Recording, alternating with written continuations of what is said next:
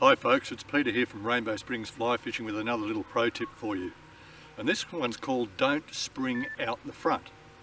Now what it relates to is the general tendency, particularly for men, to overpower or use too much effort to load the rod, and the line goes out and it springs back in the air before you can start your backstroke again. And when it springs back in the air, so you end up with it like this. Goes out and then there's a kink in it. And then to get that line out of there, you actually have to bring your rod tip up for it to straighten out at the front before you've even started loading the rod. So you've lost this much of your the casting stroke that allows you to load the rod backwards and drive the line backwards. Now that's fairly typical. It's kind of almost a normal action to be able to do this if you've ever come from bait fishing and lure fishing, or if ever you've used a hammer or something similar. So it's very easy to overdo it based on the length of line that you've got in the air. And this is what it looks like. So fundamentally, the normal casting stroke would be a very nice tight loop, quite relaxed, goes out nicely at the front, straightens out. You've got the benefit of the full casting stroke.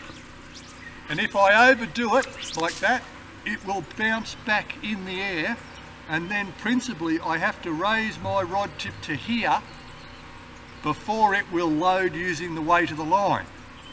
So you're losing this precious part of your casting stroke as you want to go into the back cast. So the bad one is like this. Overdone, there's the bounce. Overdone, there it is. Overdone, and so you're getting slack line in the air, and once again you're losing this forward part. So we still want nice tight loops. We don't overdo it at the front. Gives us that nice presentation, goes out nice and straight, and everybody's happy. So if you're finding that you're springing at the front, use a slightly smaller paintbrush. And remember, the paintbrushes, the size of them and that flicking ability changes based on climatic conditions. So we've got a relatively breeze-free day today, so it's quite easy to see it. Obviously, if you're casting into the wind, you would have a bigger paintbrush or a better loading of that rod tip to drive it into the wind. But generally speaking, you're trying to find that sweet spot in that loading that allows you to do things relatively effortlessly and go out nice and straight. Just remember, if you overpower it, it'll spring back in the air and you've lost this precious part of your cast. So I hope you've enjoyed that little pro tip.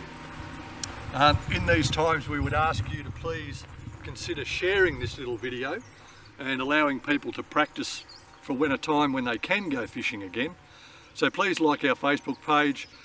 If you'd like more information, just duck onto our website at rainbowsprings.com.au, click on the Contact Us page, and we'll shoot you off an information pack.